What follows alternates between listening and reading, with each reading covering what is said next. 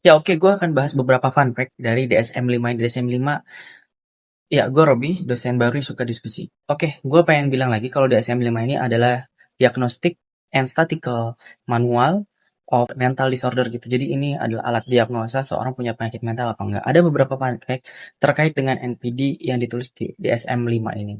Yang pertama nih, orang dengan gangguan NPD biasa sensitif terhadap kritik. Kalau misal lu ngeliat pimpinan lu, temen lu, pasangan lu, atau anak lu, dikritik tuh langsung marah gitu, nggak terima dulu, kayak langsung mencak-mencak gitu, langsung tinggi banget nadanya tuh, kayak Lyodra.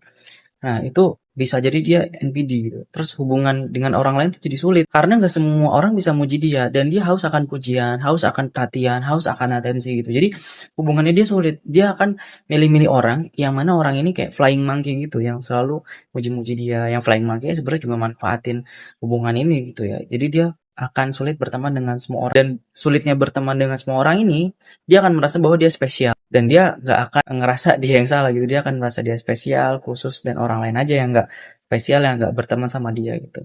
Nah, terus hubungan, kadang kalau misalnya orang-orang NPD ini punya masalah hubungan gitu, kayak misalnya ada permasalahan di gangguan depresi atau kecanduan. Depresi ini ketika dia udah nggak dapat lagi supply-nya ya, dia udah nggak dapat lagi pujiannya, dia nggak dapat lagi atensinya, orang-orang mulai menjauhin dia, dia depresi gitu. Atau kecanduan, bisa kecanduan akan hal-hal kayak narkoba, alkohol gitu. Dia punya masalah-masalah lain gitu yang ikut dari sini. Kecanduan itu karena mungkin akibat depresi. Jalan keluarnya bisa jadi di alkohol atau narkoba gitu. Jadi dia saking halunya, saking butuh atensi, dia nguranginnya itu dengan alkohol dan narkoba gitu.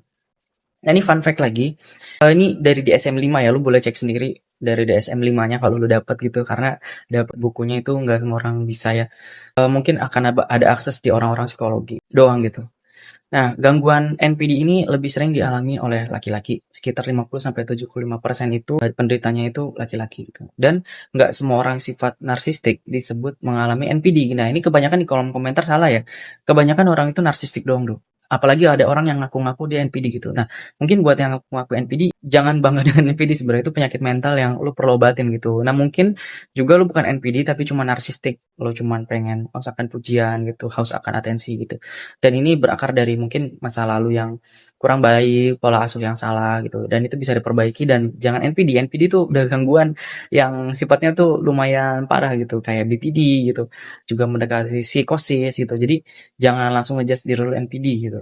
Yang kebanyakan mungkin cuma narsistik. Jadi 50-75 ini laki-laki, yang 50-25-nya itu perempuan. Jadi bukan berarti semua laki-laki NPD, tapi jangan berarti juga nggak semua perempuan itu NPD gitu. Jadi kalau misalnya lu perempuan, lu juga bisa termasuk NPD gitu. Tergantung dari tadi ya, dari video sebelumnya, 5 dari 9 indikator yang bisa lu cek lagi untuk validasi di psikolog atau psikiater. Terus juga ketika NPD ini, lu akan membuat kehidupan orang sekitar lu itu sulit gitu. Jadi kalau misalnya lu ngerasa NPD tapi sekitar lu nggak sulit, lu mungkin cuma narsistik, bukan NPD. Nah, ini juga sering disalahartikan dan ini emang mirip-mirip di DSM-5-nya juga disebutkan bahwa penting banget buat kita membedakan ciri-ciri yang mungkin ada di ciri-ciri gangguan lain gitu. Jadi yang paling mirip itu antara ciri khas NPD dan juga BPD yang borderline personality disorder atau juga histrionik gitu. Itu hampir-hampir mirip. Nanti mungkin gue akan bahas apa bedanya atau gue bahas apa sih ciri-ciri dari borderline dan juga histrionik gitu.